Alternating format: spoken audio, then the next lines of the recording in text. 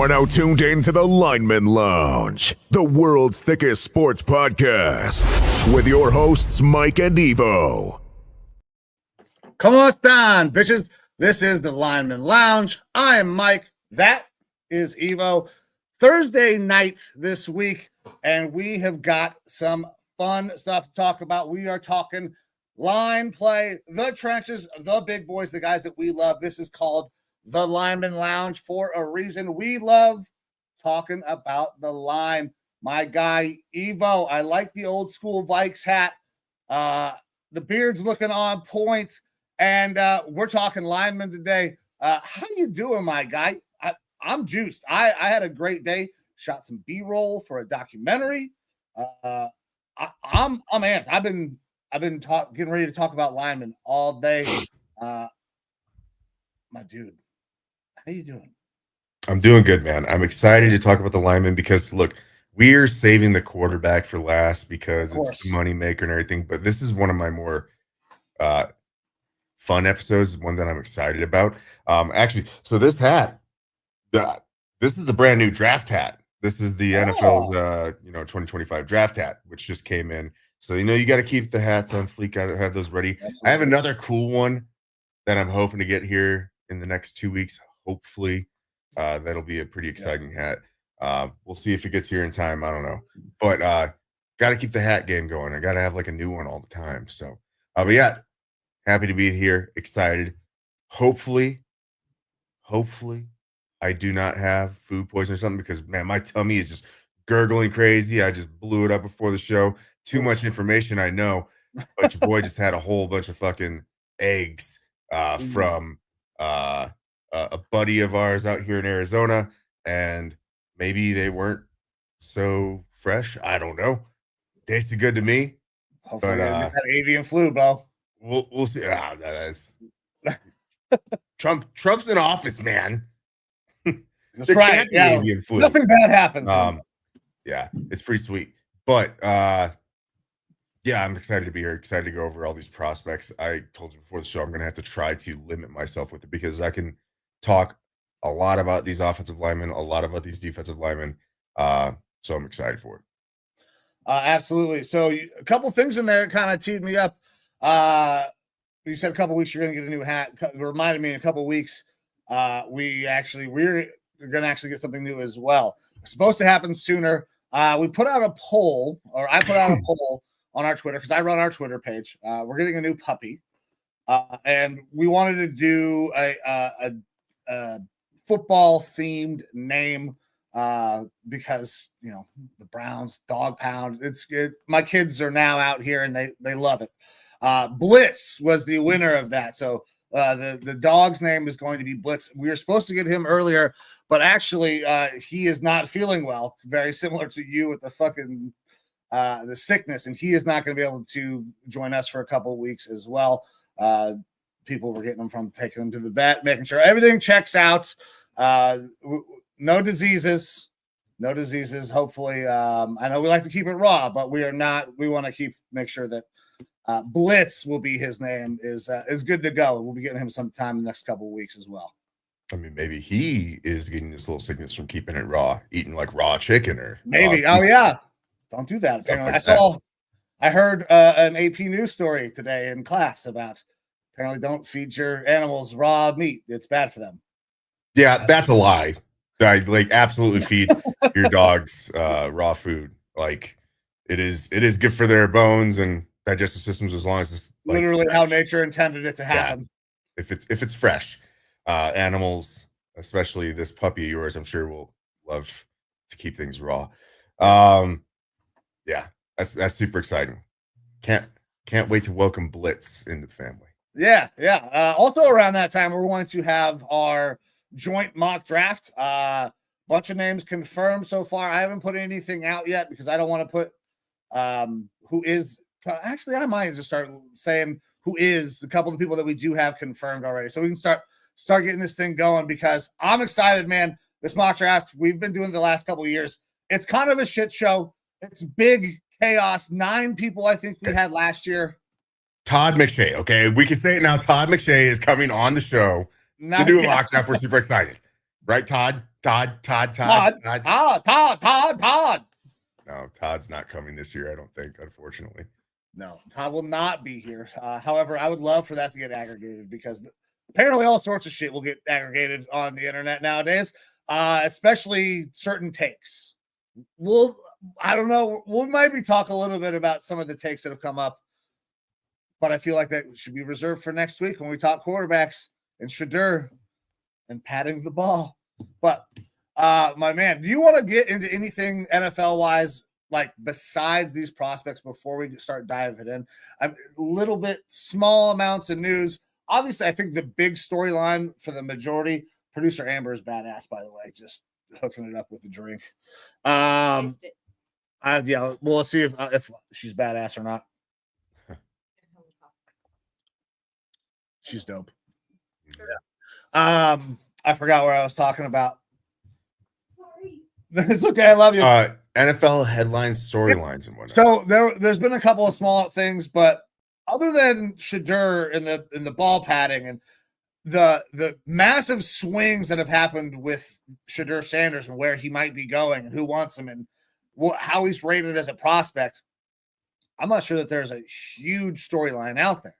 Because for me, as a Browns fan, Shedeur has dominated every day of the headlines. It is he did this when he threw. He did this. Orlovsky says this.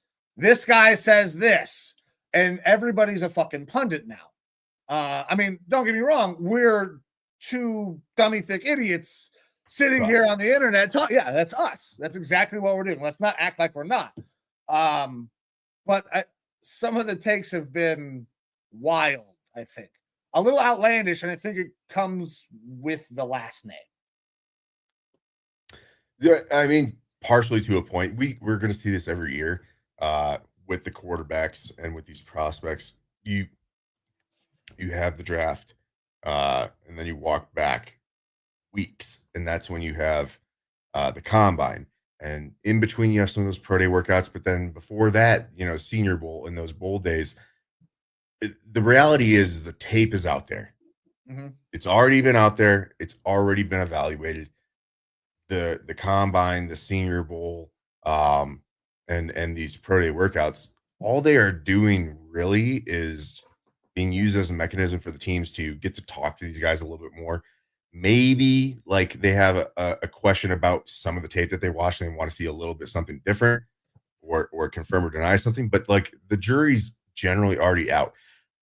We as draft fans and people who are not pros in the business of a front office, we are rapidly evolving. And when I say rapidly, over the course of a couple of weeks, our thoughts and takes on these players until we get up to the draft where they're relatively solidified. And then we start from ground zero again because we actually get to see them play as players. Right. But these teams already had determined who these players are, what they are. The only things that are going to cause major changes are injuries or things out in the public, like, getting arrested, something like that. But the pro day workouts, ripping bong hits out of a gas mask. Yeah. Pro day workouts, they don't really matter that much. The little things like short shuttles, 4-yard dashes, stuff like that, that can start to help define things. But you're talking about something that fits in like 10% tops of the entire evaluation, right? A lot of teams will probably weigh those interviews heavily that they get to have, but they're going to weigh those against the tape as well. All this talk about Shedeur, does it really matter? No, teams have already kind of made up their minds. Like, it's just we have a lull. It's silly season for a reason. We have a lull of a couple weeks before the draft, and people have to make things move and change and come out with something new because otherwise it's just the same stuff being regurgitated over and over again. They have to have a new take. They have to. So, like my personal thoughts on them, you'll get. I was just about to ask you. I was just about to ask you. Do you want to talk about like your take on the ball padding? We don't have to talk about Shedeur. Do you want to? Because I think a lot of people saw ball padding and immediately ran with this narrative that somebody had told them from, I don't know, 20 years ago. I want to get your take because we evaluate quarterbacks differently. We've had different guys at the top of our quarterback lists each of the last years.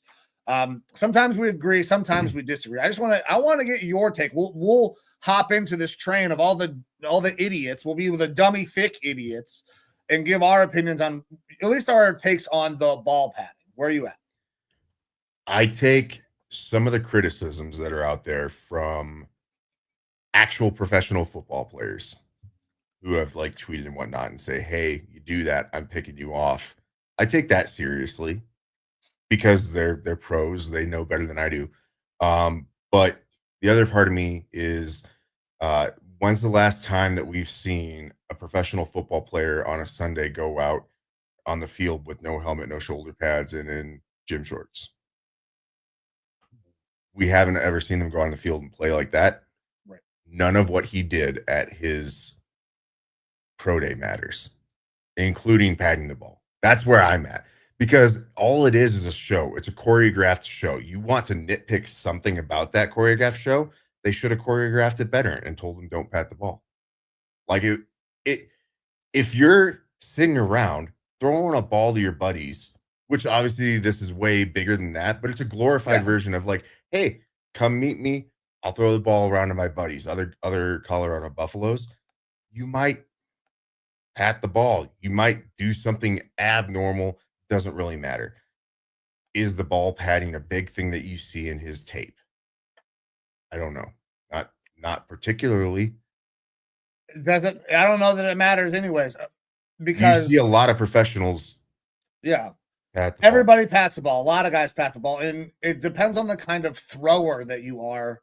In my take on this is depends on the kind of thrower that you are. If the ball pat matters, if you are a guy that throws with excellent anticipation and you get it out early, the ball pat's irrelevant because you're already throwing it early.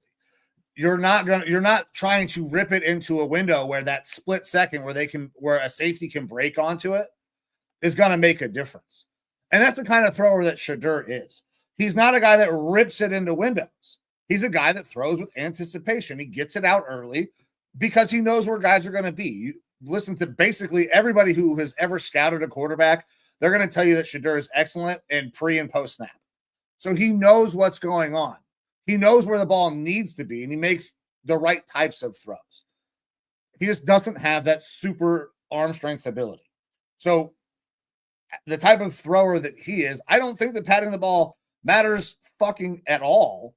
Now, guys like Zach Wilson, who would pat the ball, or Hitch, who didn't throw with anticipation and depended on their arm to fit it through, then that's detrimental to you because now you already have a narrower window because you're not ripping it with anticipation. You're throwing it into a window that's already open.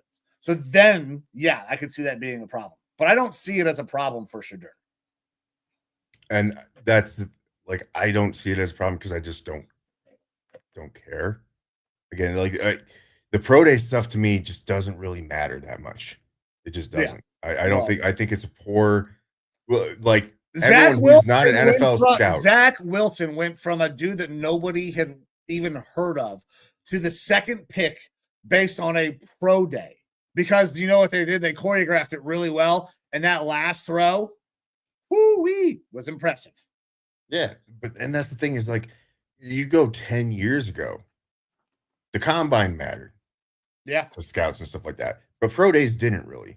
Pro days have become these like little spectacles, little events, and they get hyper dissected by everyone outside of NFL front offices for the most part because they are desperate at this time of year for whatever information they can get about these prospects. And I get it. Like you need to put out content. They're gonna nitpick everything. We're gonna nitpick stuff here for sure too. But like it's the ball pat stuff. On one hand, I feel like it's almost trolls who are getting people fired up about it. And if they are, it worked like a motherfucker. I shared it. Yeah. I shared both sides. I shared, the ball pat, he's going to be terrible. And I shared other stuff that was making fun of people making fun of the ball pats. I shared both sides because I love doing that bullshit because at the end of the day, it doesn't really fucking matter. But like it feels like such a small inconsequential thing. Like in a couple of years now, people are going to be like, that guy doesn't wear compression shorts. He didn't wear compression shorts during his workout underneath his regular shorts. Third round pick. He doesn't hold his junk with the compression shorts. And obviously, because the clock is flopping around, he's not going to be mobile. And that's going to affect his agility. Yeah. No compression shorts. That's like the type of stuff inconsequential that it's going to be in the next couple of years, because they're going to start nitpicking the silliest things. I would guarantee you, if they had these sorts well, they're of going to have to, because nobody is going to fucking work out at the combine or these pro days. And basically, they're going for interviews at this point. The only guys that are working out are your third, fourth, fifth round guys that are like, man, maybe if I come out here and blow it up, I can raise my stock. These dudes that are first, second round talents, at this point, they don't have anything to gain. Like you said, the tape is already out there. The funny thing is that might be a little bit more legitimate if the NFL doesn't fix their fucking measuring system. Because if you didn't hear, though, they took measurements at Senior Bowl of players of like arm lengths, we'll say, arm lengths and hands, and then they go to the combine and they've got dramatically different measurements there. And then these players have then since been remeasured at like their pro days, and they're back to Senior Bowl like measurements. Yeah. So how big are Milroe's fucking hands? The reporting in general and the thought process is that whoever was measuring shit at the NFL Combine this year royally screwed the fucking pooch. That the actual NFL's measurements were garbage this year, because you're seeing arm lengths change, physiological structures of these fucking dudes change. Yeah. That's impossible. The outlier happened to be the combine, which is wild. Like, they need to fix that shit for sure. But yeah, look, it's players are just going there to get some free swag, meet some coaches, stuff like that. But especially the ones that are first rounders, they're like, yeah, I don't need to do this stuff here. Just interviewing, man. Hey, coach, I'm a great guy. Hey, GM, I'm a great guy. I don't beat women. I play hard. Draft me. Yep. And speaking of NFL and their fuck ups, they are maybe slowly starting to correct some of their fuck ups. They, I believe, fired or demoted like 3 refs today. Hey, I didn't hear about this. About damn time. Yeah, I'm looking on ESPN for it. I know it's been reported, but the ref last year that did not catch the face mask on Sam Darnold in the end zone during their first game with the Rams, right at it. He had several other instances that year that were just terrible. He has been demoted. Several of these refs have they're out of the NFL, and they can come back after time in college and things like that. So interesting that the NFL did that. Glad for it. We need to see more stuff possibly in season as it starts to happen. And you see guys just performing very poorly because it's supposed to be a professional sport. It's supposed to be the best of the best. Let's put the best of the best out there. Wild idea. Dude, listen, we could turn this next 20 minutes easily into a rant about the officials and how they should be a part of the NFL. They have to be full-time employees. But I think anybody who has watched the show probably knows exactly how we feel. If you are not aware, if the NFL doesn't get full-time employees out of officials, this is going to be a continued problem for basically the entirety until at some point they have to be.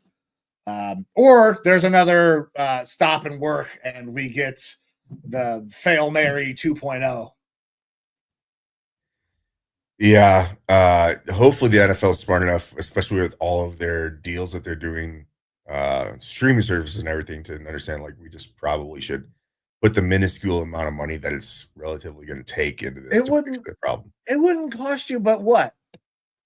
$3-4 million a year to fucking make these guys full-time employees, give them some training. I say they spend $100 million a year, because guess what? That doesn't make a fucking dent. That's true. Very true. Make a fucking dent in their fucking income. It really doesn't. Oh no, I can't buy, I don't know, what is a fucking McDonald's cheeseburger to them? You know, nothing. It's oh well. Especially if you've been watching the markets lately. By the way, go check out our other show called The Talk as part of the No Sleeves Network. We talk about basically everything. A bunch of dummy thick idiots, all veterans, ranting about families, politics, and we have a bracket going on right now. We got to figure out who rules the animal kingdom here coming up pretty soon. Absolutely, yeah. And look, Sexy Taurus Shotguns says he kind of wants to come on the show one of these days. So we're gonna have to reach out and add him on, get Hell his yeah. thoughts on life. Absolutely. Oh, Sexy Taurus Shotguns. All right, brother. Where are we going in here? Were we ready to start talking about some prospects? Yeah, let's do it. Do you want to go with our defensive line first or Yeah, offensive line? I want to save the offensive line because there's a lot of guys. I don't have a ton of write-ups. I could talk about a lot of these guys, but the guys I want to touch on, I really want to talk about. Like Armand Membu, I could probably go on for a long ass time about. So let's start with the D line. Because I don't know that there's these guys. I like a lot of these guys, but these would be quicker. All right. Well, you have to give me a second here because StreamYard. Yeah, man. Our StreamYard it was tough today. Tough. But you know what? Technical issues happen. We do it live here on the Lineman Lounge. Absolutely. All right. Let me log in. Ooh. Oh my goodness. Eva. What's up? What is your hope for your team on draft night right now? Oh boy. Trade back. Trade back? Yeah. That's who do you think? I think most NFL Vikings fans really would love a trade back simply because we only have 4 picks. I've done an insane amount of mock drafts, as you can expect. And I have a lot of thoughts and ideas about where I would like to go. Oh yeah, this just isn't going to work. That's cool. If we were to stick and pick, I've got a lot of thoughts, but a trade back would be the best. Trade back would be the best. Who do you think your options are? I mean, I think the Browns definitely are, depending on how far Shadur falls. But I think he won't. You guys are 24, right? Yes. Yeah, he won't make it to 24. So, however, there is growing steam that the potentials of Travis Hunter and Shadur Sanders in Cleveland. Hey, look, I think that would be a great fit. Saying it. This really I think we might have said conversation. I think you might have said it first. No, I can't be the first one out there because there's degenerates out there everywhere like myself. I will say this. It's not out of the question at all. StreamYard had to just go and switch everything up. It's really a conversation, I think, for next week when we get into the quarterback stuff, because I feel like you and I are going to differ for sure on this. Yeah. And I cannot help but think that you might be a little rose-colored glasses because I fucking knew you were gonna. Oh no, I knew you were gonna come at me like that, bro. I am so ready for next week. I cannot wait. I will say I have been working on my top 50 big board. Mm-hmm. I do not have Shadur in the top 32. I don't see. I think that if he were to be in last year's draft class, he is probably somewhere around 6 or 7 for me. You don't rate him higher than you would have rated Bo Nix last year. I have him right around the Bo Nix area. Okay, what did Bo Nix do this year? He had a good year. And what kind of a system? Sean Payton system. Okay, that's so very quarterback friendly, like West Coast style offense. Yeah, but there's Sanders, a lot of differences. Get ready to come to Cleveland, where Kevin Stefanski's going to run a fucking West Coast style offense, wide zone, baby. Look, I will be very clear. I think Shadur is decent. I think he's got a chance to be a pretty good NFL quarterback. Purely based off of how I rate him, though, I don't have a first round grade. There's been plenty of quarterbacks who have been phenomenal in the NFL that aren't first round quarterbacks. Very true. Very, very true. Brock Purdy, still trying to get paid. Sure. Absolutely. As far as where I would rate him in the grand scheme of all the picks in the class, I have him lower. Okay. I'm interested to see where you got some of these D tackles then, because a lot of people like a lot of these D tackles, and I'm not as high on some of them. Well, let's talk about Mason Graham to start off. Well, this one I'm very high on. Anybody who's not high on Mason Graham, I think, is a moron. I have him as my seventh overall. Seventh defensive tackle. What? I'm fucking with you. I was like, there's no fucking way. But and this is also odd, I like Mason Graham. I'm probably lower on him than the consensus. I still think he's the best defensive tackle in the class. But I am it's probably a little bit skin color related, but who is the Florida State defensive tackle that was drafted last year, ended up going to the Rams? Braden Fisk, right? And had himself a pretty damn good year. What gets talked about a lot is like he's an upgraded version of Braden Fisk. Now, Braden Fisk, as a second round pick, had a really good year last year. But I do see a lot of the similarities between him and Mason Graham. Mason Graham is a younger version, so he still has room to grow. I really like what Mason Graham brings, but also if I'm talking about a guy in Mason Graham that's going to probably go within the first 5 picks, I would have to think. I'm hoping to get Aaron Donald type potential. Okay, so and I don't know that there's that ceiling on him. That is such a high bar. Aaron Donald is a freak. When we do this, man, when we compare like this Jalen Milroe being compared to Lamar Jackson thing, it's asinine. Yeah. Anybody being compared to like these all-time freak athletes, it's not fair to these guys to do that. Like to say, I expect if I'm going to take him that high, I want to see Aaron Donald. Aaron Donald. My point more is top 2 defender all time. It's him and LT on who you go with, probably. He's definitely up there. I'm saying, like, I want blue chip level production for a guy that's going in the top 5. And to me, Mason Graham is fringe blue chip at this point.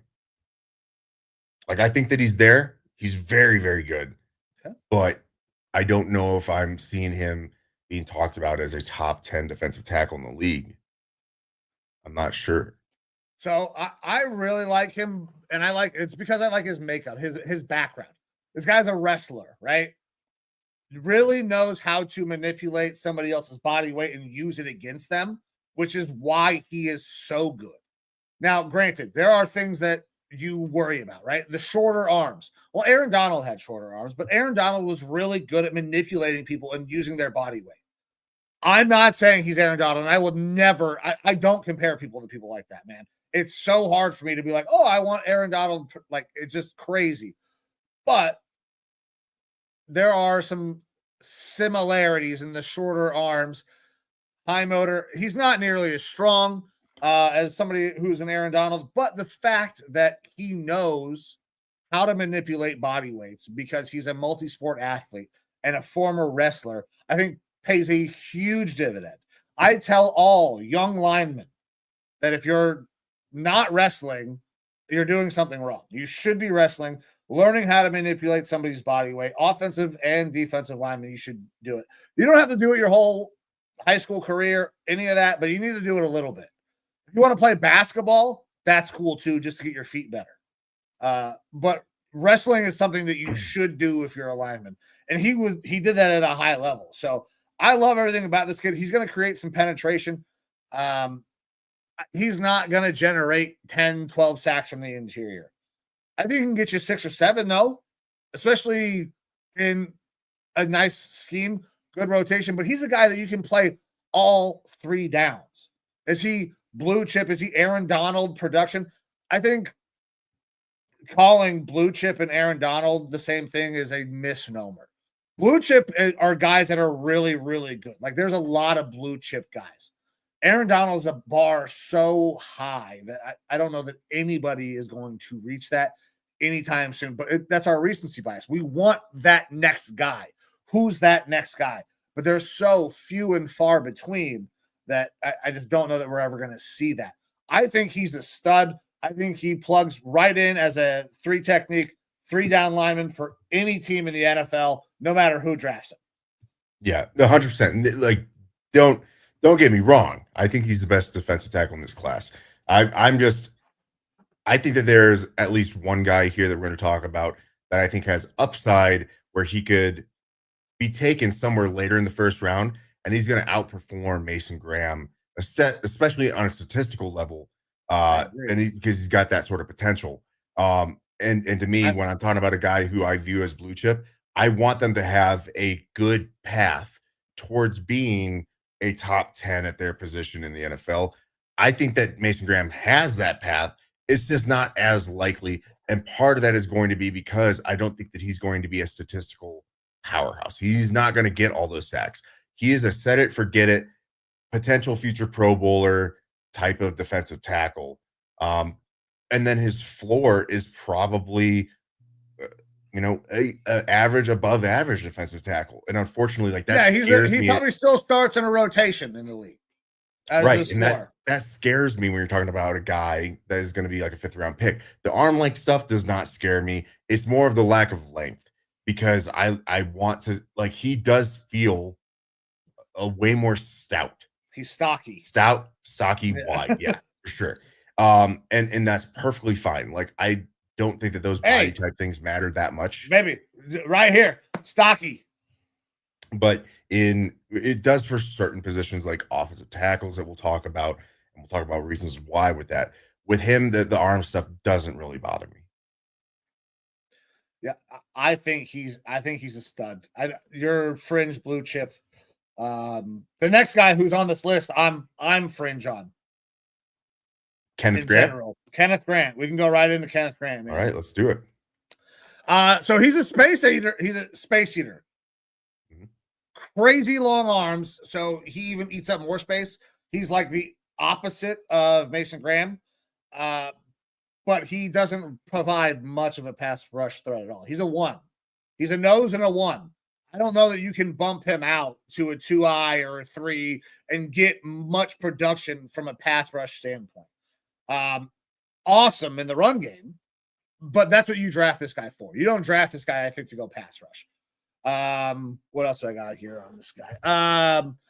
Good job of maintaining his gap integrity, though. Even for a bigger dude, we're just playing with it. Dude, I'm trying to get this bigger because StreamYard just completely look, TV timeout, StreamYard, suck my entire cock. How about that? For fucking with things. We're trying to do a show here. Yeah, come on, guys.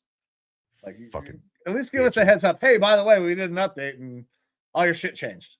Yeah, now everything's tiny. Well, story of my life. Anyways, listen, as a bigger dude, still does a good job of being able to move laterally to maintain gap integrity. This guy is a run stopper. That's all he does. I don't know if you have him do anything else. And for that reason, I don't want to put a high first-round pick into this guy. I think at best he lucks himself into 3-4 sacks a year just by being in the right spot and generating a little bit of pressure. He will eat up double teams.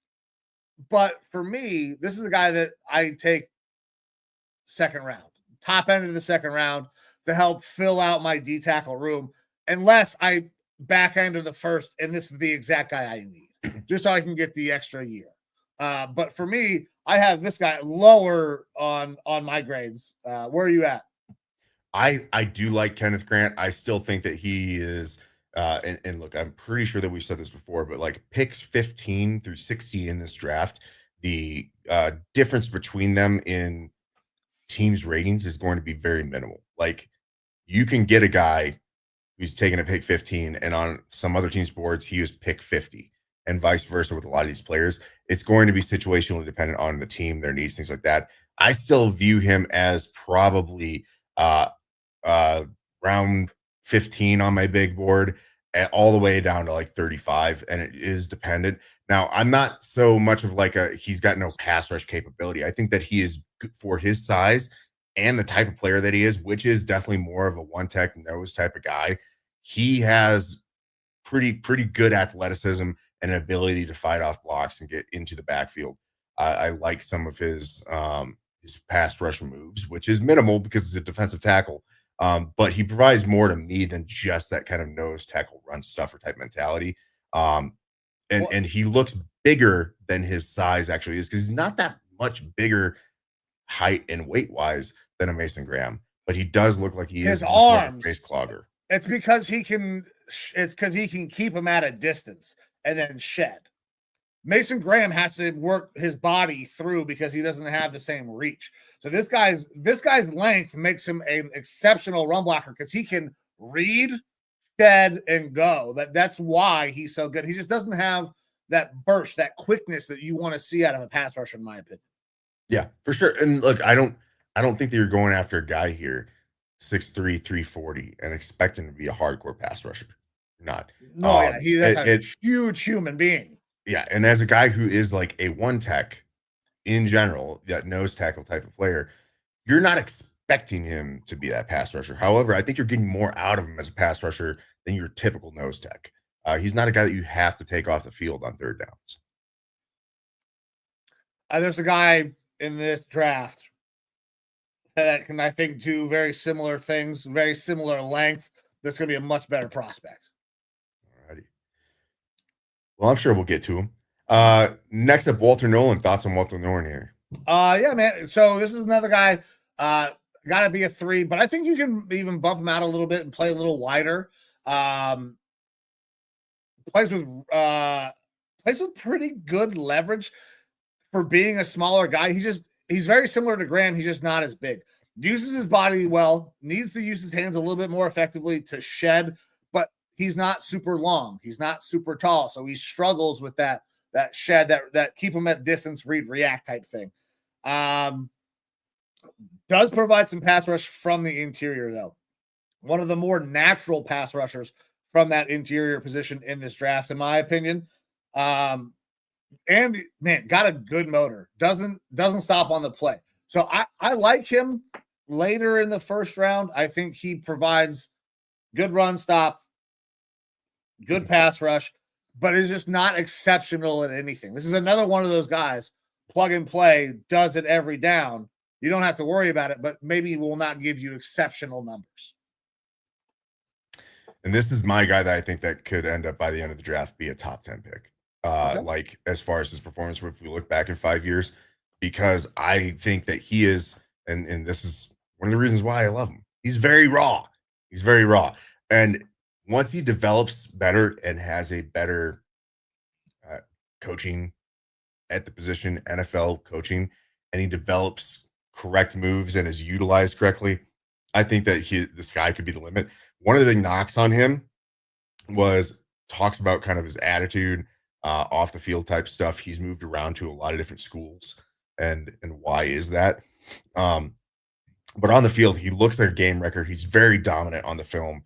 He's good against the run. He is that 3 tech that is really good on the pass rush and can be, but he is a little bit unhinged because it feels like he's got a tackle box of different tackles, but he doesn't know what to go fishing with all the time.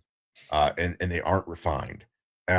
If you get someone that is able to like utilize him correctly, he could be an absolute game record dominant force in the middle. He's the guy that I think has one of the higher upsides in this class, to where we look back and people are like, how is he not taken in the top 5 over Mason Graham? That I'm still more of like, he could be a top 10 type talent. I don't remember where exactly I have him on my big board, but I'm betting on that talent and it being able to be refined and turned into something pretty special. All right.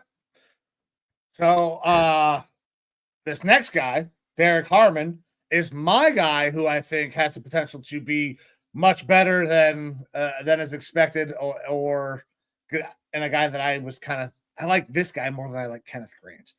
I have him and Kenneth Grant almost exactly the same. I like Harmon more. I'm a big fan of Harmon, but I'm a fan of Grant too. So Okay. So this dude's a freak athlete because listen, he ran sub 540, 310 pounds, 6'5". Now the arm measurement is maybe in question, but the last number that I saw was almost 34 and a half inches. So this dude's long as fuck too. And he can play anywhere on the defensive line pretty much. Play him anywhere on the interior. The position flexibility is amazing. Derek Harmon is a fucking dog. Excellent in the run game. Really good with pass rush ability as well. And I don't think we've seen his ceiling yet. I think he needs to be refined a little bit as well. He's a little raw. He needs more moves in the bag. And with his length and the things that he can do, I think this guy is going to be a fucking problem in the NFL. He is a huge frame, and he's not even close to a finished product yet. That I see shades of like Clay Campbell, Eric Armstead type of interior big defensive where you can run him at the nose, you can put him at 5 tech, you can kind of move him around, and kind of like in PFF's little right up here, like he's only had one like real year of production. I don't think that he was, and it sounds like I'm talking bad on coaching here, but like I don't think that they are Oregon's known for being this like high level defensive tackle development type of school compared to some other places. With the correct coaching and everything, he's going to flourish. That good year is only going to get better because he's a guy, he's not even 22 yet. There's a lot of room for improvement. But yeah, all those things that you said, I'm a big fan of Derek Harmon as well.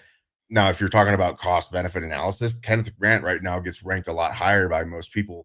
And Derek Harmon is closer to pick 20 to even the second round, 40. I think that if you're able to get Derek Harmon that late, it is absolutely worth it because the difference between Derek Harmon and Kenneth Grant is not that great to me. Like I think that they both do, a little bit different, but I have them rated very similarly as far as like that big board aspect. You're getting as much bang, potentially more bang for your buck at a lower pick with the Derek Harmon. And that's he's probably going to be way higher pass rush ability with Harmon, in my opinion. And he's going to be down towards that end of the first round, early second round type of grading right now. At least is where he goes typically in most mock drafts. But yeah, I'm a big fan of Derek Harmon. He's someone that is picked right around with my Vikings all the time. So he's one of those guys, if we go for a defensive tackle, he's someone that I'm expecting to be a potential option. Realistically, all those guys outside of Mason Graham in many mock drafts fall around that area all the time, pick 24. So if we were to stick a pick, that's definitely an option for us if we're looking to kind of continue loading up at the defensive tackle spot. All right. Thoughts on Darius Alexander? No, I don't have any. Go ahead, brother. You got any something? Yeah, love him. Fantastic player. Probably as good as Derek Harmon, Grant, possibly even Nolan. He's just old as fuck. Like you're getting a guy who's going to be he's 25, I think about to be 26 years old. This should be hopefully the last time we see like these weird COVID year holdovers. Yeah. He's extremely good. Like it says here, 25 in his rookie season. That's going to drop him down. He's going to be taken in the second round because you are talking about a guy who, if you're taking him in the first round, you get 5 years out of him. He's getting his first new contract when he's 30 years old. Yeah. It's a tough pill to swallow when you're talking about that. However, he is, because of his age, he's like, doesn't need much development. He's a set it, let him go defensive tackle. Really like him. TJ Sanders, Tyleik Williams, thoughts on these guys? So I got something on Tyleik. I mean, Ohio State guy. Isn't a big time run defender and a big ass human being as well. Really good hands and does a good job punching his blockers away. Great gap discipline and can stretch wide runs and pursues inside out really well. Probably one of the better guys running inside out that I watched as I was going through all this process. But once again, this is a guy who's not a pass rusher. I kind of see him very similar to a Kenneth Grant. Not as violent, not as good with the shed as a Kenneth Grant in the run game. But in a later round, late second round pick here, Tyleik Williams, I think, and people are talking about him higher than that. We took him higher than that in one of our mocks. I just don't know that there's enough pass rush ability to get him all the way up there, man. I think you get him in the second round with more time. Maybe he turns into a really good pass rusher or into a competent pass rusher. But I mean, he was at Ohio State. That's one of the best places you can go to get taught how to rush the passer. And while he is not bad at it, he's not a guy you expect to go do it. Yeah, definitely a nose tackle type of guy, but he does have the flexibility to move around in the interior of that defensive line a little bit. He's a guy that I like. I think that he is that like kind of mid second round pick, could go higher. Certain teams are going to like him and his fit in their scheme. I know that he gets thrown to the Bills a lot in the first round if they stick him pick at 30. And it's tough because like I think that he's a good player. I think he's a second round pick in a very deep defensive tackle class. If there weren't so many options that are like, we're talking about potentially like 4 or 5 guys that could be going first round defensive tackle wise. If that wasn't the case, he probably would be a fringe first round pick as well for me, just because he is such a good run defender. He doesn't have a ton of pass production. I think that there can be a little bit more though than what we saw in college. So another guy that I like for sure. All right. I'll go real quick here on TJ Sanders, not to just overlook him. Good 3-tech type of defensive tackle. Young, was productive in college. I like him as your traditional 3 technique. You're going to get good run defense, but not like extreme high end run defense. You're going to get good pass rush, not extreme high pass rush. This is another guy in the same kind of mold as or same kind of range that Tyreek will be at. He's that kind of mid to early second round pick type of range. He's just a little bit lighter in the frame. He needs to pack on a little bit more if he wants to play inside of a 3-tech at all, because he can get pushed around a little bit. More pass rush out of him than those, Grant, those guys that we're talking about, who are traditionally more of those run stuffing guys, but he has that prototypical 3-tech mold. All right. All right. Thoughts on Omar Norman Lott? No, I don't got anything about CJ West. The only other guy I got written up is one of my late round guys who I like. So, brother, if you got something you want to hit on some of these guys, take it away. Sure. Omar Norman Lott, second to third round pick, fantastic pass rusher. Like, you aren't putting him in there to be a run stuffer at all, but he's a fantastic interior pass rusher. He's going to be a big stat guy for the value where you're going to be getting him. So if you're looking for that interior pass rush, fantastic there. CJ West, he was definitely a shine at the combine. Really like his athleticism at his size. So a team's probably going to bet on both the athleticism that he had there at the combine, but also his production that he had in college. He's a guy that's probably third round, early fourth round type of area. Alfred Collins, I love Alfred Collins as both a nose tackle and a 3-tech. He's 6'5", 320. This guy has over a 7-foot wingspan. Huge fucking arms. So you talk about being able to stack and shed dudes. That's like, offensive linemen are not, especially the interior offensive linemen, he's getting into them first before they're able to get into him, which means that he dictates the rep.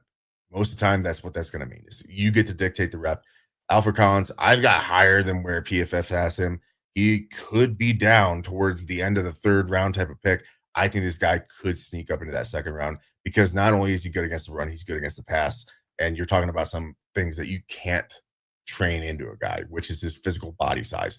Alfred Collins, I think, gets slept on because he played behind 2 fantastic defensive tackles that were both higher picks in the draft last year, right? You have Byron Murphy that goes high in the first round, and then you have this nose tackle buddy, Tavondre Sweat, who we're both big on, and then the guy goes and gets a DUI that probably prevents him from being a first-round pick at the end, right? Alfred Collins was a rotational player behind them. It's tough to crack that. I get it. But because he doesn't have that much longevity, and because he was rotational as far as his college shape goes, that drops him. But I think he gets slept on because of that. I love Alfred Collins. I think he's going to be going a lot higher than people kind of are expecting. All right. Thoughts on anybody else here out of this list You said you have a late round guy. I do. All right. I do. Keep on going. Go ahead. I'm going to talk about these three real quick. Josh Farmer, like him, good pass rusher. Again, not a complete player. This is a guy that you're talking about getting fourth roundish, stuff like that. I like him as a pass rusher. Same with Jordan Phillips. Those guys are very, very similar to me.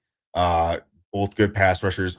Deion Walker is, I don't know. Like, it's so tough because he had been talked for a while as a second round to first round pick. Because when you look at his measurables, 6'6", 345, the guy's a fucking monster. He is just, he's so top heavy and he plays so high. Pad height so high, he can get washed out of stuff. And for as long as he played there at Kentucky, you would have hoped that some of that would have been coached out of him. Didn't look like it had been coached out of him by the combine, because the combine drills, he still looked like he ran kind of high, but he's a physical freak, athletic specimen. He's a guy that could go in there as a space eater, but I want to see more strength out of him. Like, the physical body of this dude makes me say someone, if they're able to unlock him, they're going to have a monster, an absolute monster. It is right now really, really bad technique, really bad technique. That's why he goes around like fifth round or so. Yeah. Right. Any thoughts on Aeneas Peebles, Jamari Caldwell? I need you to give me the Ty Robinson, my guy out of Nebraska. All right. Peebles and Peegs, like both of them as, again, kind of your pass rush guys. Peegs, for his size, moves really well, doesn't have the strength to stand up in the run as much as you would like. Jamari Caldwell, though, that's your stout nose tackle dude, if I've ever seen one. 6'1", 340 as well. Yeah. I'm a fan of Jamari Caldwell. Better pass rush grades than you would expect for a guy his size. But again, we're talking about Oregon. This was that nose tackle. Darren Harmon didn't play that nose tackle spot as much because you had a Caldwell out there, right? This is your discount version of a Devondre Sweat, just without as much pass rush because he's such a big fucking dude. Space clogger in the middle. Two down lineman. But this is a guy that you are getting in fourth, fifth, sixth round, and you're going to have him as a rotational guy with high upside, like him a lot. All right. There's your guy, Ty Robinson. Let's go ahead and get into this. All right, Ty Robinson, man. So this kid had a hell of a combine. Like, crazy combine. He is a lean, very, very lean 3 technique. He needs to get stronger, needs to put on some more mass, but his athleticism is off the fucking charts. His pass rush win rate, off the fucking charts. His sack numbers his senior year, 7 of them. Like, went ham. I think it's got 6. I thought he had 7. Plays with a high motor. I mean, he's Nebraska. He's a lunch pail guy. Shows up, does his job. I'm not saying this guy comes in and is a starter, but this dude comes in and is a valuable, super valuable member of a rotation, especially as a third down pass rusher, because that's what this dude can do. He comes in on pass rush situations from that 3 technique. You're not worried about him getting blown up out of the hole because he's a little light, and you let him go get a guy. I like Ty Robinson, especially late rounds, because you're going to be able to get him 5th, 6th round probably. Yeah, he's definitely a later guy. And the light size, I feel he is more of that 3-4 defensive end type of build. He's a violent player from Gilbert, Arizona. He is good at setting an edge, for sure. Plays violent, high motor. But I like him as a little bit more of that, like, 5 tech on the defensive line rather than playing in the interior because of the lighter size and because he has some more traits that lend better towards a traditional defensive end, just a larger one. So that's why I think that 3-4 defensive end, playing at that 5 tech role, is kind of where he'll be best suited. And yeah, definitely getting picked around that 5th, 6th round range, because he's a little bit of a tweener in that aspect compared to playing like the 3 tech spot. That was my last D tackle, brother. So you got anybody else you want to hit in there? No, not really. I mean, you got some cool names here. Zeke Biggers, that's a football name. Tonka Hemingway. You got, I believe, a guy was like a Harvard MBA graduate. with the name Thor, like is taken later. So yeah, there's some fun name options later on in the draft. But with that, we can go here. I'm gonna pull up interior defenders first. Which way do you want to go? I think I got to pull up both tackles and guards. There you go. I was gonna say you shouldn't do interior defenders. Yeah, that's right, sir. Interior lineman. We can start right here, man. we can go with right off the rip. We can start with Will Campbell. Yeah. Look, full disclosure, this draft is weird because you have so many tackles who project better to be guards. Like a lot. But they're high end possible guards. And the tackles, some of these guys that are going to be looked at as guards, I think do have the possibility of playing tackle still. You're talking about a lot of guys where the arm length stuff is going to come into question. Yeah. This being the first one here with Will Campbell. Does he have the correct arm length to play tackle in the NFL?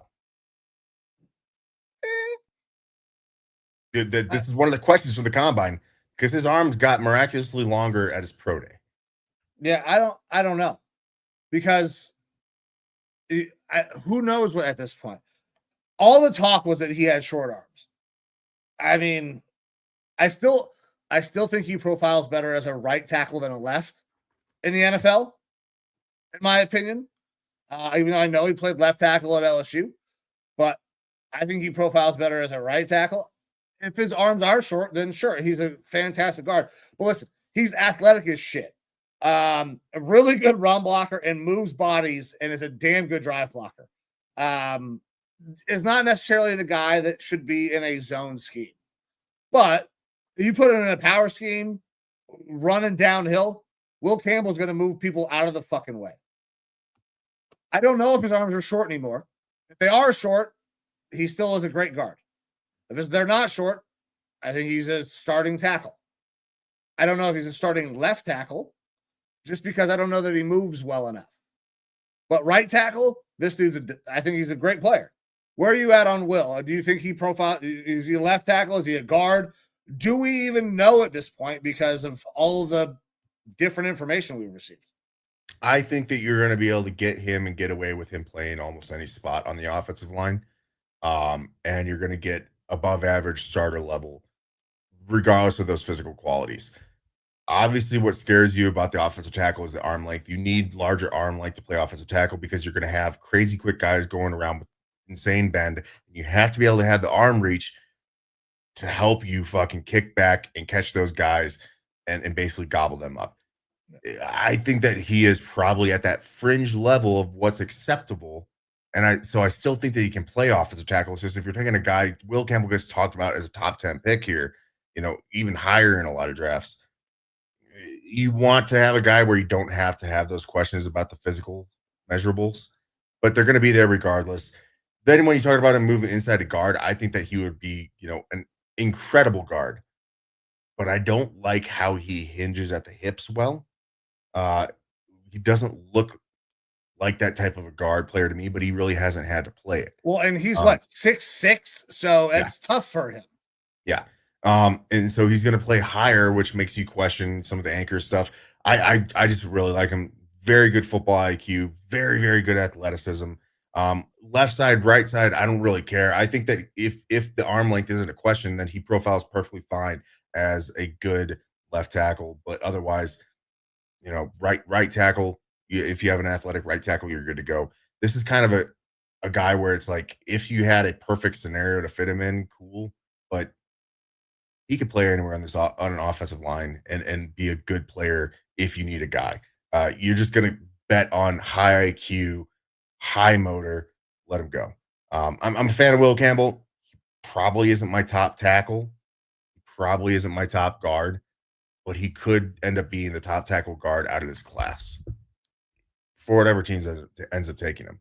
It's just, it's always tough when you have to have questions about those arm length measurables at a position where it really matters. Anybody who's thinking about taking him is bringing him in for a visit, and they're measuring his arms in-house. Sure, absolutely. They'll take care of that problem in-house. Like, don't even worry about it at that point. Absolutely. All righty. Next up on this list is Armand Membu. I fucking love this dude.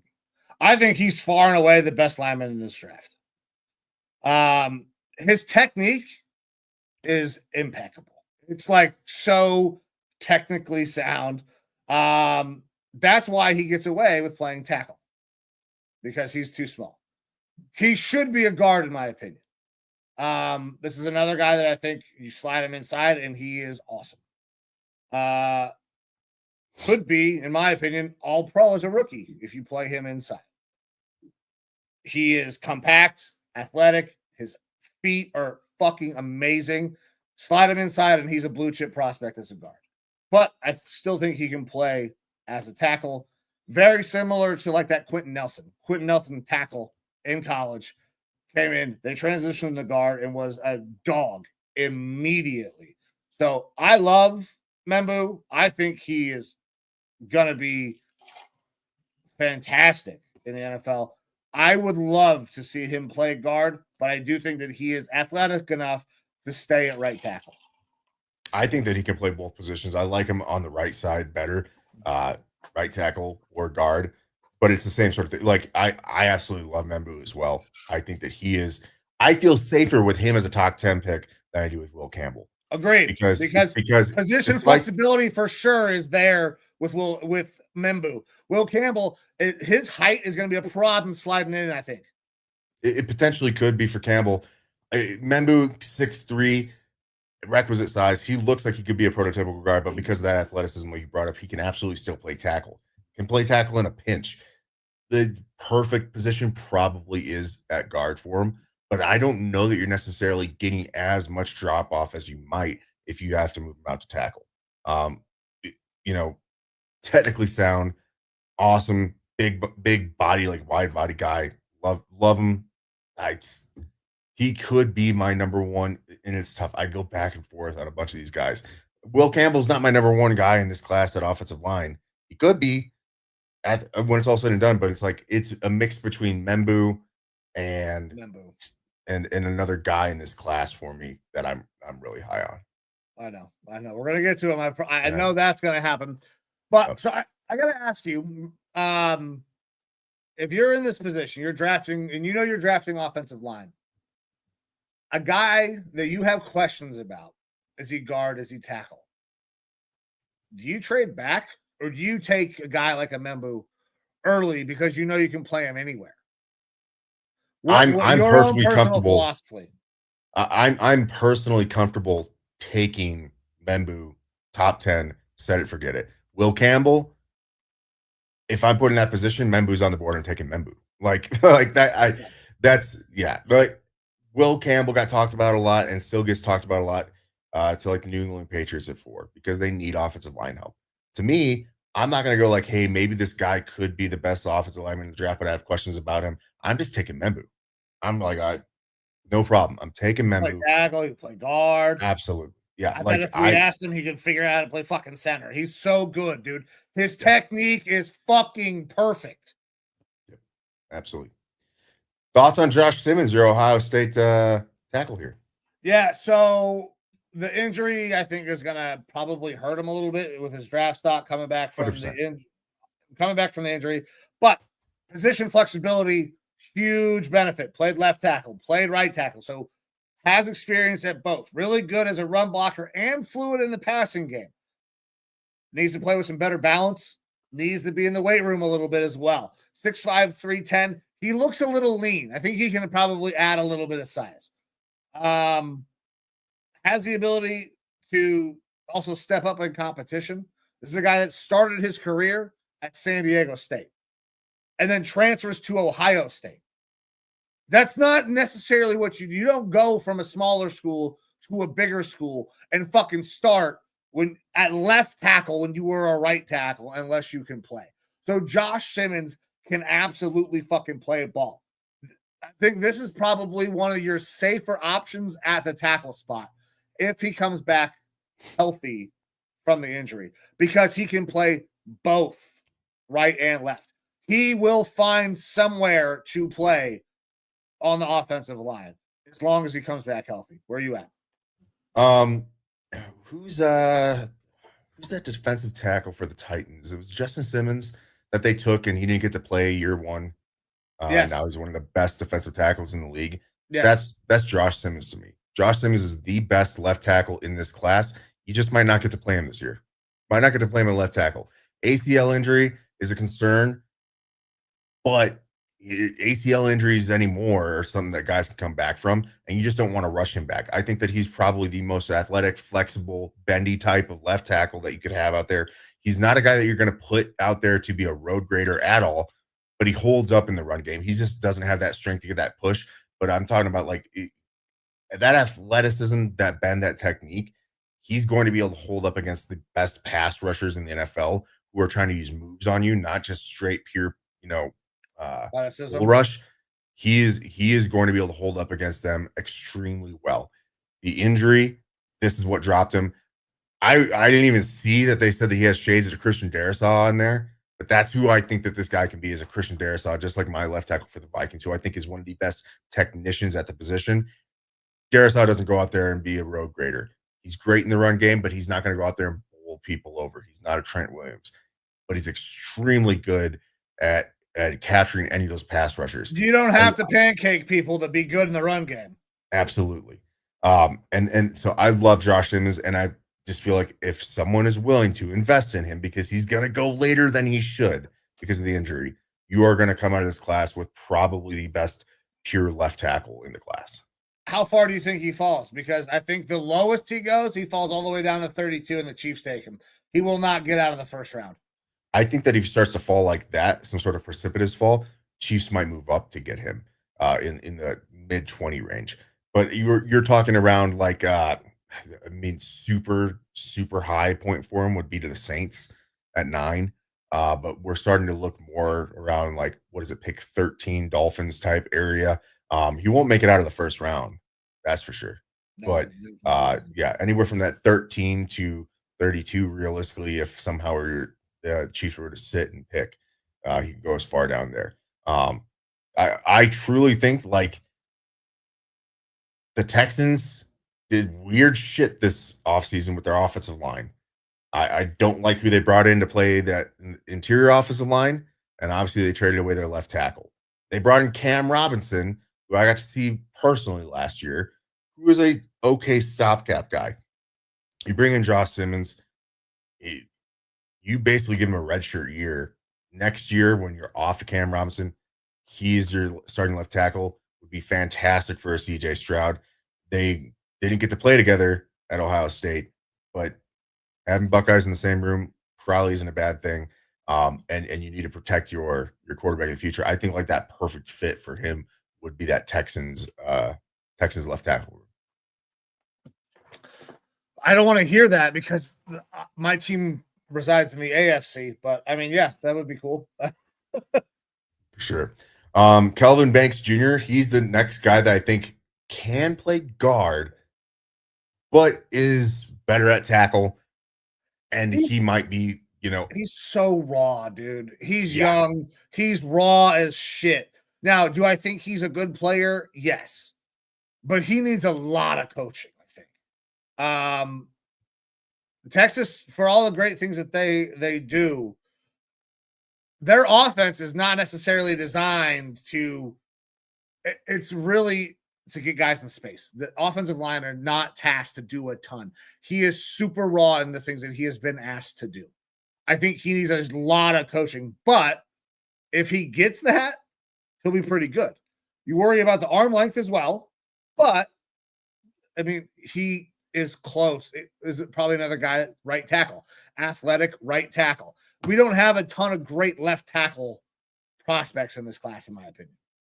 Yeah, look, I'm fine with him at left tackle. Honestly, that's what I was gonna say. Like, I just gassed up Josh Simmons.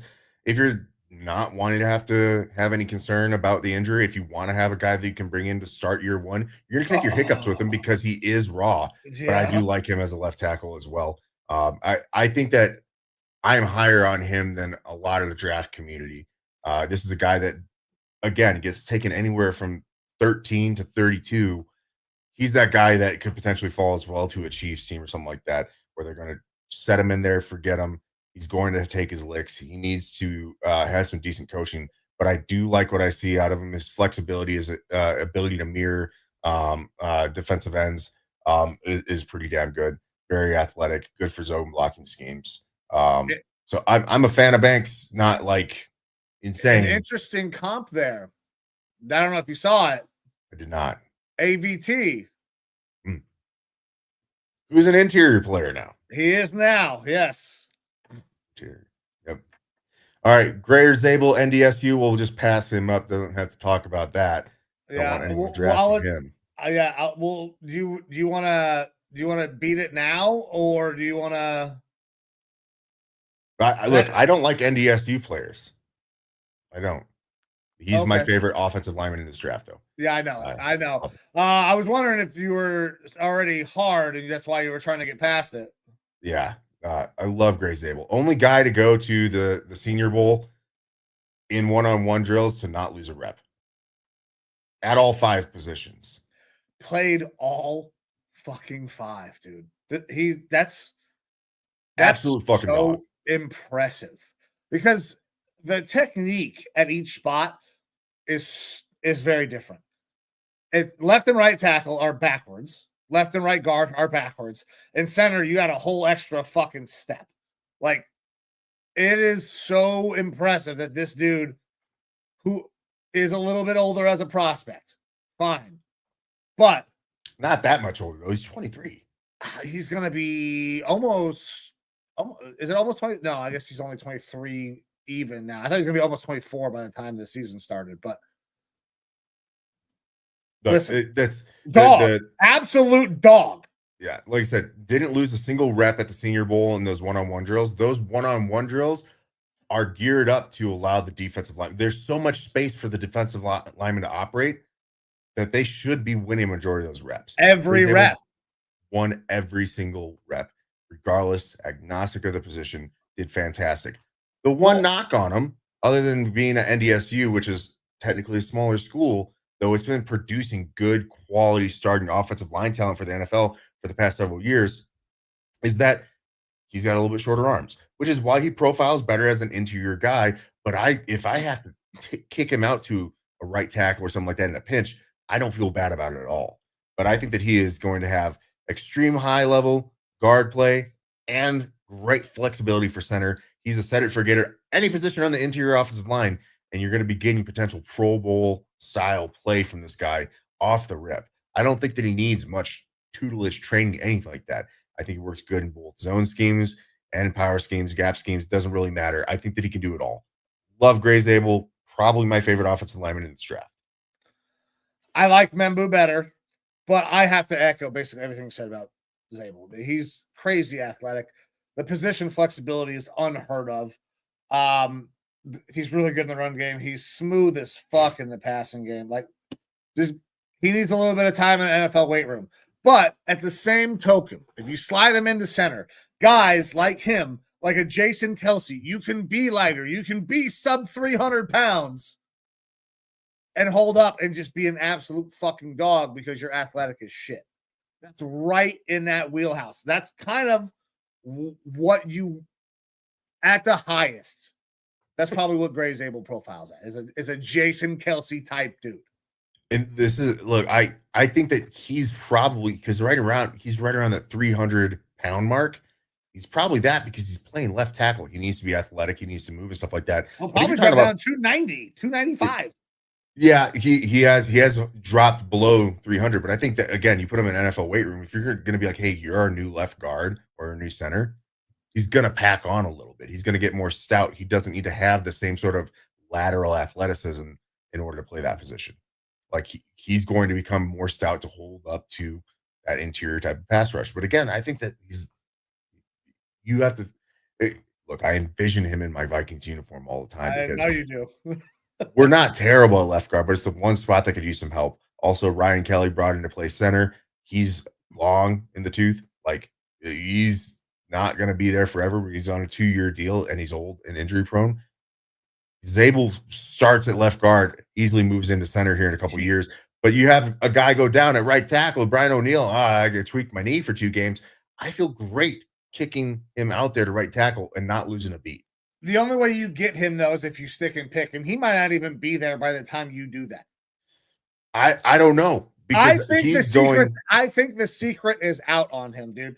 I said it here. Maybe you can get really lucky and get him later in the first round. I think the secret's out. I think everybody knows this dude can play fucking ball. The NDSU thing, I think that smaller school will scare some people still when it shouldn't. Graham Barton. What pick did Graham Barton go in? Pull this up because he's like a better version of Graham Barton, and I was a fan of Graham Barton from Duke last year. Graham Barton went fourth. No. He was first round pick 26, Tampa Bay Buccaneers. Graham Barton was? Yeah. Damn. He was the tackle that converted to center. From the center, yeah. Yep. First round pick 26. Which was expected. He was expected to be that later first round. I think that Gray Zabel is possibly a better version of that. However, Duke is a higher level school than NDSU. You think he's going to fall all the way down to you guys? Oh, I absolutely think that he's going to be there around pick 24 if he's not taken around, I think it's 18 to like the Seahawks. But the Seahawks don't take interior offensive lineman in the first round, and they have the same GM there. And that's what he is. He's going to be an interior offensive lineman. So I think, yeah, absolutely he could be there around pick 24. You could be seeing him. I struggle to see him getting out of the first round, but he could be there in that late first round type of range. I think that dude, he's really good. Whoever gets him, he starts week 1. I don't care what team drafts him. He starts week 1. Yeah. He's a set it, forget it left guard for me this year. Plays any other position if we have anyone go down, and then the center of the future, in my opinion. I love Gray Zabel. Favorite offensive lineman in the draft. All right. Josh Carnley, any thoughts on him? He got his ass whooped by Mike Green. He needs to get stronger. Yeah. Listen, he's an athlete. He's athletic. He's very, very athletic. He needs to get stronger, and he needs to improve his balance. His steps are too long. He is getting caught in the air, and that is why that's happening to him. He has got to shorten his kick to get the fucking foot down to reset. He's just not twitchy. Mike Tice, former Vikings head coach and offensive line coach, and he's always been a really good offensive line coach in the NFL. Josh Carnley Jr. is his favorite tackle in this class, but he needs the most development, he said. I don't agree with Mike Tice, but that being said, I think needs the most development, or that he's the favorite. That with the development that he would be the best tackle in this class. That's what Mike Tice believes. Absolutely needs that strength. He needs better technique. He's not even 22 years old yet. And we've kind of talked shit about some of the line play at Oregon today. We're going to continue on the offensive side of the ball. Like, he needs better coaching, better tutelage. He's not a guy that you want to go out there and start week 1 by any means. This is a guy that got talked about as a fringe first round pick. Don't think he's a first round pick anymore. He's probably a second round pick, because you're not going to start him day 1. You need to set him, learn for a year, and then start working him into your program. But he needs to hit that weight room early, often, get that strength up. But he's got some good athleticism, just lacks the technique. His timing is bad on his kick. He gets caught in the air, and that's how he gets dumped on his ass. Absolutely. Listen, he's an athletic guy, big, tall dude. I don't think that he's a bad player. He's just not the guy I draft in the first round to play left tackle for me. Yeah, that's why I think he's a second round guy. Yeah, he just needs some development. Listen, Tyler Booker has been talked about late first round. Yeah, he was talked about it, and then the Mike Green shit happened at the combine, where Mike Green, way smaller than him, put Carnley on his ass. Yeah. So I think that cooled off after that point. Thoughts on Tyler Booker? So this is like, he's not super athletic necessarily, but he's a road grader. Like, he's athletic in a different type of way. He's just gonna put his hands on you and he's gonna beat the fuck out. Washes guys down, creates huge cutback lanes. So, like, if you're a team that down blocks, Tyler Booker's your fucking dude.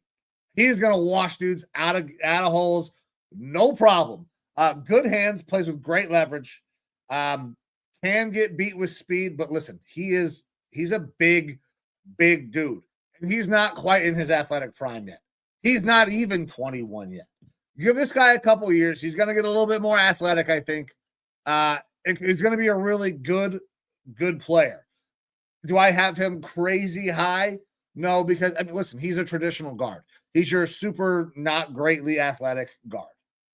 But he's a guy that you set in there. He mauls people and will do enough to hold up in the passing game until he gets a little older, a little more technique, and finds his footing. I'm probably higher on him than you are. He's pure guard, best guard in the class. They talk about him only being good for like man gap schemes and stuff like that. It's what he played in Alabama. I'm not going to argue that he's not like super athletic, and obviously his testing numbers didn't look great. However, he wasn't asked to be doing the pulling and the outside zone type stuff. It's true. But the limited times that he did a good job of it. There's this resounding thing of like Tyler Booker in a phone booth, best guard out there. You take him outside of that phone booth, and then it's a problem. The problem is that like we didn't get to see him, or he wasn't asked to do that there at Alabama. When I watched him, I watched his tape again last night. He's like the motherfucking Terminator. If he puts his hands on you, you're dead. It's over. Yeah. Because he in the pass game, I was so impressed. Like I thought that was going to be the weaker part of his game. I was so impressed with it. He looks like a fucking robot. Sits there, doesn't even move his head. Incredible IQ. You're not getting by him on his sort of twist and a stunt. He's trading off guys, no problem, and picking him up, not moving his head because he's got his eyes just scanning. It's almost like he had a sixth sense where he's like, I don't got to look at you. I know this twist is coming. Eats guys up, gobbles them. Incredible anchor, does not get pushed back. And then in the run game, my question marks with that is, yeah, we didn't get to see a whole lot of him do zone schemes and stuff like that, but I think that he's capable of it. But also in those zone schemes, you're not pulling every guard every time. It might start to cater you towards pulling towards one side versus the other. Yeah. But I don't know that he is the best at shedding a guy going to the second level. I don't like his second level as much. But if he gets his hands on you, it's kind of game over at that point in the run game as well. In that sense, he's that's why he needs to be in a scheme where he it even says right here, the man gap. You let him go and you down block him, and you let him wash a one, or you give him let him take a three, and let him just control him. You're not going to have any problems. He's right there. But once you get him moving, I kind of agree. Like in space, I don't necessarily want him there. For me, I think he's a great player. It's so hard because most of the guys that we have talked about, I think this is a pretty good draft class. It's not super top end heavy. So we haven't had all these big names to talk about, and we can compare, this guy's not as good as this guy. Everybody's so fucking even that everybody's like, yeah, I mean, this guy's pretty good. I think Tyler Booker is pretty good. He's going to be a great guard in a man gap scheme and run some power. And I just don't know that he is scheme agnostic. And that's the thing is we don't know if he is. I think he can be, but we don't know if he is. And so that's going to be the knock on him is the whole play man gap scheme, phone booth, that whole shit. Yeah. I think that he's got more in him than that because the tape that I watched, I struggle to find a bad rep. Like he was absolutely dominant. Again, the IQ, insane. Strength, absolutely insane. He's not letting guys get around him. Like he is so damn good with twists, stunts, recognizing. Doesn't look like he's ever caught off guard. Doesn't look like any of it ever surprises him. He's just like, oh yeah, I knew you were coming here. Easy, trade this guy off. Got you now. No problem. And on the limited times that I did see him pull, that's where it looked like it was a little bit less comfortable. But I think it's probably uncomfortable because he wasn't asked to do it very much.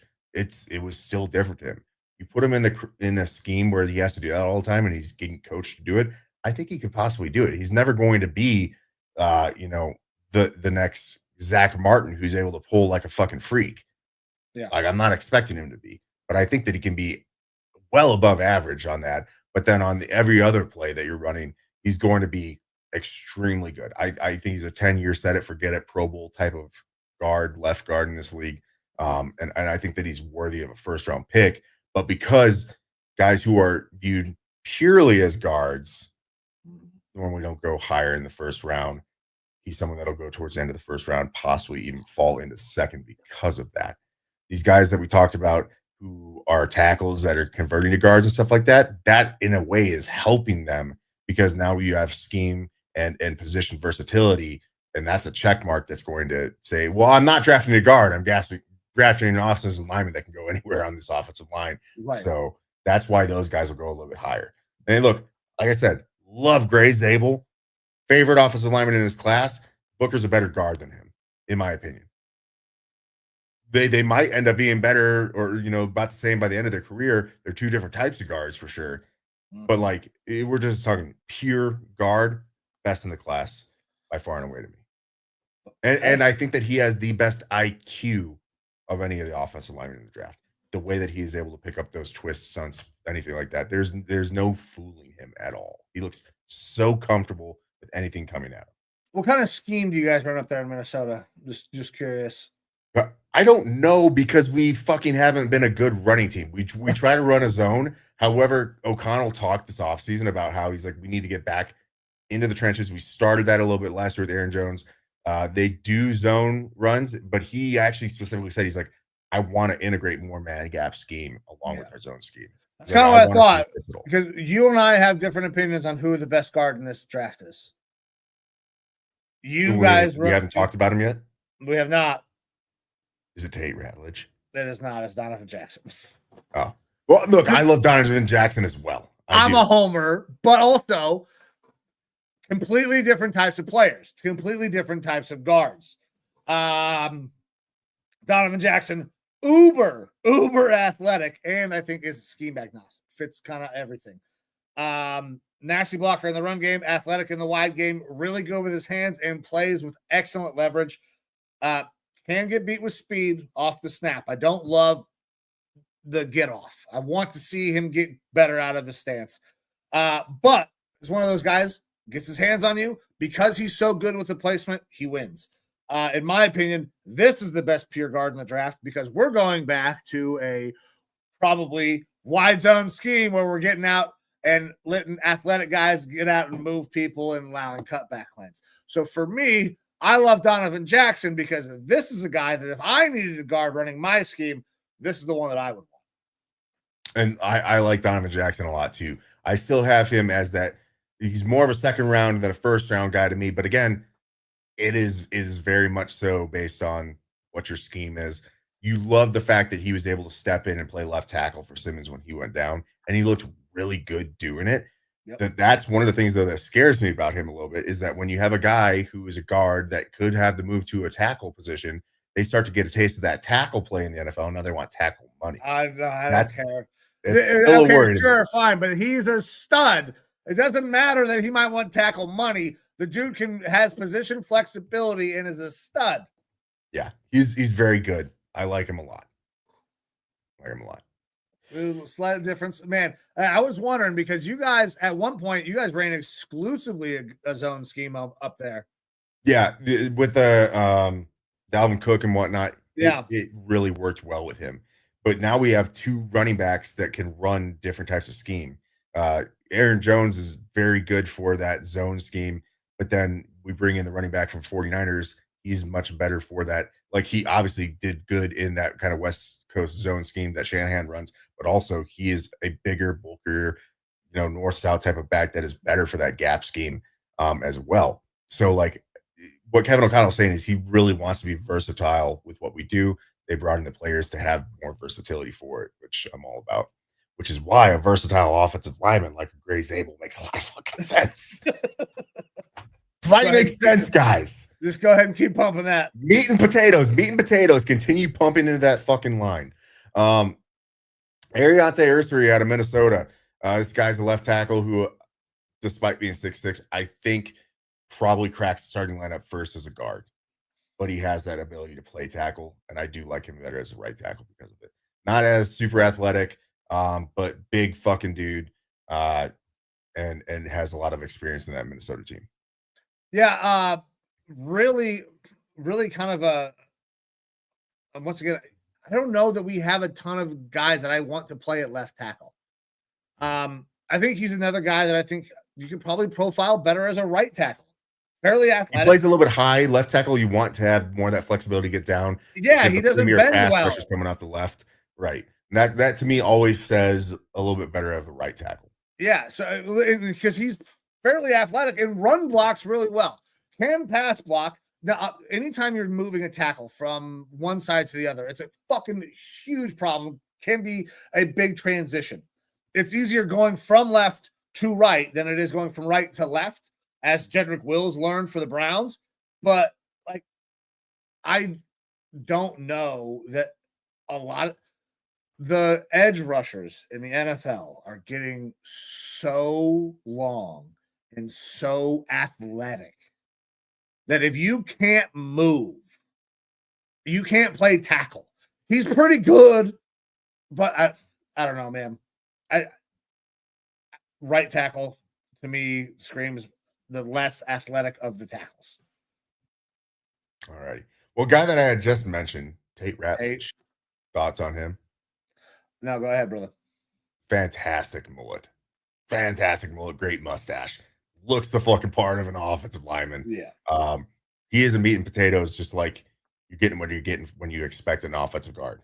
To like he had I believe a rolled ankle towards the end of, or an ankle sprain or something like that towards the end of this last year, and that is causing him to drop more than it should.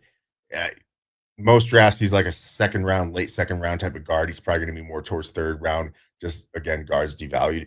There's no flash, no flair outside of that hair with this guy, but he's very good at what he does. So this is a value guy in those middle rounds that he'll be able to get.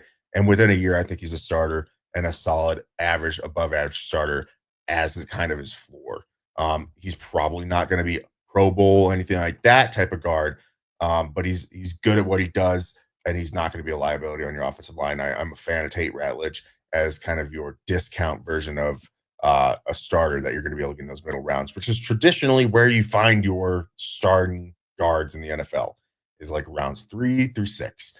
You can find guys there at a discount, and they're going to be solid for you, set forget for 5 to 6 years.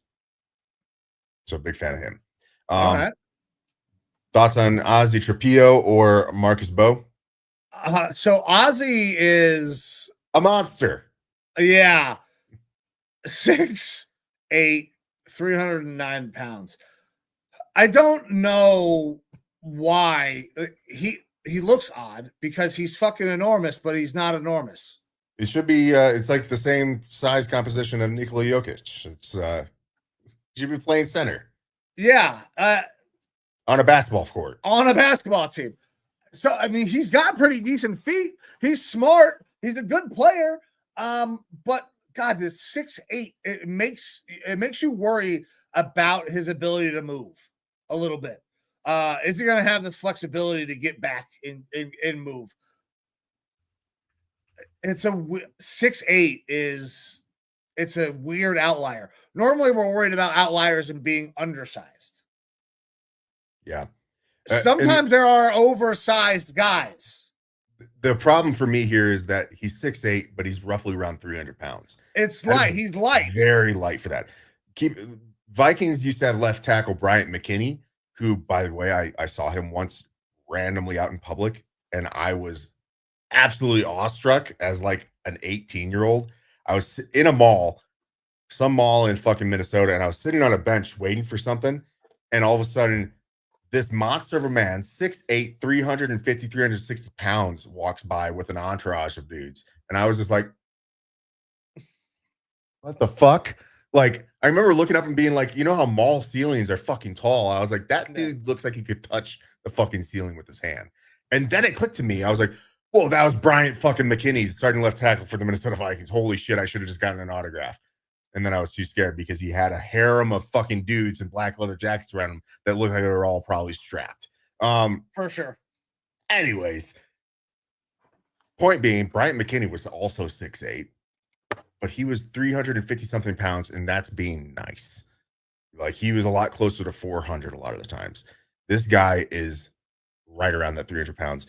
He needs to, in order to hold up long-term NFL, he needs to definitely bulk up, because you can be that size and play tackle, Man, but you have to have decent bend. When you and start getting that athleticism. big, though, man, you get feet problems. When you start getting that tall, that heavy, your Cumbersome. feet, yeah.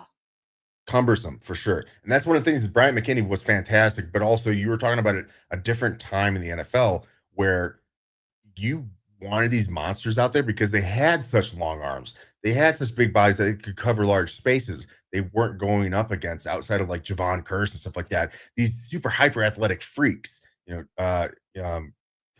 the Dolphins fucking defensive end that I can't think of from that fight? Jason Taylor. Jason Taylor, yeah, that sort of, those were your hyper athletes, and they don't even necessarily compare to some of the guys that we have now who are like fucking Ferraris. All right, that this size of guy, when you get that cumbersome, it is difficult going up against those fast guys. That's why I wouldn't put him anywhere other than the right side unless you have a left-handed quarterback. Then you could talk about him being like a left tackle or something like that. But you want him as the backside blocker for your quarterback, because that's traditionally where you're going to have your less athletic, less imposing type of pass rushing defensive end. I like some of his technique stuff.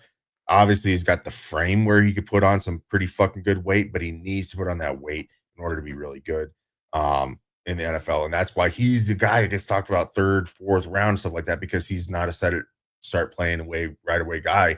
You have to invest in this guy. He's got to invest in himself and a personal fucking chef to be feeding him some fucking good food to get a lot bigger, put some mass on that frame. Yeah, get on that Michael Phelps diet. Fucking 10,000 calories a day or whatever.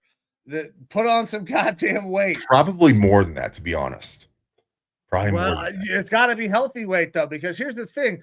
He's so fucking tall. If he puts on the bad weight, this kid needs a year. Could be really, really special, but he needs some time. Because Vikings right tackle right now, Brian O'Neill, he had more of like an extremely large tight end build when he was drafted. And within 6 months, he was up to that 300 something pound weight. And he was eating, I think, 15,000 to 18,000 calories a day. Obviously, it was good weight, but he talks about how much of a struggle was to put on that weight. This guy is insanely bigger. Now, I love PFF for this. This hopefully is their version of a joke here. Plays with his head down too much. Needs to keep his eyes up. Of course he plays with his head down. He's looking down at everyone. He's looking down at everybody. He's fucking 6'8". Yes, absolutely. So hopefully PFF did that as a joke, because I love it. Marcus Bowe, thoughts on him? I got nothing here, brother. Go ahead. Bowe, I like as a guy transitioning into a guard. He can maybe play a little bit of right tackle for you. But he is like a way less refined, just lesser version of Armand Membu, in my opinion. Like he's not a guy that I feel comfortable playing tackle, even though he could and did in college, but he doesn't have the technique, doesn't have the same play strength, but he's a discount version of Membu. And you're going to get him in like the 3rd through 5th round. And he's a guy that absolutely could develop into a long-term starter at a guard position. So I'm a fan of his, just needs a little bit longer development, which is what you're expecting for a guy being taken in that range. Jonas Savaiinaea, any thoughts on Jonas Savaiinaea? I do not. Another guy that played, I believe, left tackle in college, probably should move inside to guard. He has that long kind of Samoan frame. Who was the Bengals fucking tackle? I can't ever fucking think of his name. I met him in Afghanistan. Anthony Munoz? Yeah, Anthony Munoz. Met him out on a flight line in northern Afghanistan. Nice. And didn't know who he was because Anthony Munoz you're used to seeing in a fucking Bengals uniform. And I just had this hulking behemoth of a dude walk up to me and go, "Hi, I'm Anthony Munoz." And I was like, "Wait, who? In Afghanistan? Why?" Yeah, it was awkward. Yeah, I feel like Jonas Savaiinaea has like that kind of look, frame, build of Anthony Munoz, but he should be playing guard. He'll be tall for a guard position. There's another Arizona tackle that was taken by the Packers a couple years ago, and we clowned the fuck out of them because Yes, it's we like, did. oh, you took this guy who is like an okay tackle, like kind of okay to be a guard, and now he's an okay guard. That's Jonas Avenea. Except for Jonas Avenea is probably going to be taken in the third round like he should. And he's going to be a good average to above average starting quality guard. So by all means, Packers, you went out there, you signed another guard this offseason, one of the worst guards in the free agency class, and you signed him to one of the highest deals. Props to you for that. Fucking idiots. Gutekunst. Love it. Go get you another one. Get Jonas Avenea. And that I feel bad, honestly, for saying that because I like Jonas Avenea if he's picked where he's supposed to be, which is like third roundish, something like that. I believe we were both lauding our rivals picking developmental tackles when they should not have. That's the thing. They picked a guy who is a developmental tackle who shouldn't even play be playing guard. tackle. They picked him to play guard. That makes sense. Yeah. Speaking of more guys that need to play guard, probably. You want to talk about Wyatt Milem? Yeah, Wyatt Milem, big fan of him as well. Also a guard. Could also play some right tackle. But I like him kicking into like a right guard spot. I think that they are lower on him on the PFF than I am as well. I have him a lot further up here, probably above Tate or right around Tate's range. The good thing with Tate Ratledge is that he steps in at guard and knows how to play guard right away. Wyatt Milem is a position switch, but I think that his upside overall takes him higher into that range where if he had played guard in college and we got to see what it was got to see that out of him, he probably is more like a second round caliber guard, in my opinion. I agree. I think this is great. It's probably because he is projected as a tackle, should be a guard. Really good player, man. Another athletic guy, another athletic guard who can get out and move. I think Wyatt should probably go higher than he is here on this board. But listen, he's also a guard. Guards don't get drafted high unless you are a stud. Thoughts on Cameron Williams? No. You got anything? He's Kelvin Banks, but less refined. And if I remember correctly, you thought Kelvin Banks was unrefined. Yeah. So Cameron Williams is raw Kelvin Banks. This is a guy that I don't want to start right away. He probably needs 2 years, but after that, he could be a really good tackle because he has the physical intangibles that you're looking for. Just untethered though. Charles Grant. Oh yeah, fucking William & Mary, baby. Small school. Okay, listen, every time we get one of these small school guys, everybody wants him to be the next big name. I like Charles Grant. I think Charles Grant has a chance to maybe catch on somewhere. Is it going to happen immediately? No, because Bill Belichick is no longer coaching in the NFL. I think he is a guy that will probably slide a little bit farther down. Also, gonna be a guy that gets kicked inside, lighter. Listen, he is going to play somewhere, will at some point be an average starter in the right scheme. But that's all I think he can still stay at tackle. He probably needs to bulk up and get better. The biggest question mark to me is level of play. William Mary, I don't know if you saw in the videos of him playing, it looked like he was playing on a fucking high school field, bro. So like the level of talent that he was playing up against, very low. He is going to have a gigantic fucking leap when he gets to the NFL level of talent. I like the technique. I like the way that he plays. He probably needs to bulk up a little bit more, but he is athletic, good at getting to the second level. I think that he's a 2-year project at a minimum, just because of the talent leap that you're going to have to going from William Mary up to the motherfucking NFL. So yeah, that's like, this is why he's a project guy with some upside. Why you take him in the 5th round. Yeah. I don't have much else on any of the guys behind this either. Willie Lampkin. Okay, I'll talk about him a little bit. I like Willie, but he's just too small. He's going to have to play center in the NFL because that's about the only thing he can play. Like he's got some real good reps at guard, man. He's just fucking 5'11". Yeah. And that's like, it sucks He's because gonna have to play center because that's the only spot that he really can fit. yeah. And I feel bad for him because of that, because obviously He's a very fucking talented. dog, dude. He's an absolute dog. Yeah, very But talented. the athletes inside are just going to beat him in the NFL. Yep. Yep. Logan Brown, like him as a developmental tackle, more of a right tackle than anything. Chase Lunt, remember what we said earlier about Trapio? Yeah. Same fucking thing. Yeah. 6'8", 305. Very raw. Needs work there. Johnny Cornelius, I like pushing into guard. Big guard guy from Oregon. Luke Kandra, another, like, I feel like very similar between Kandra and Tate Ratledge. Like them both as set, forget, above average guard play. And then beyond that, yeah, I've looked into a lot of the guys later on. Not a big fan of many of them. Emory Jones, I'm okay with as like a 6th, 7th round type of developmental guy. Particularly, he's got some left tackle flexibility, but I would like to push him into inside as well.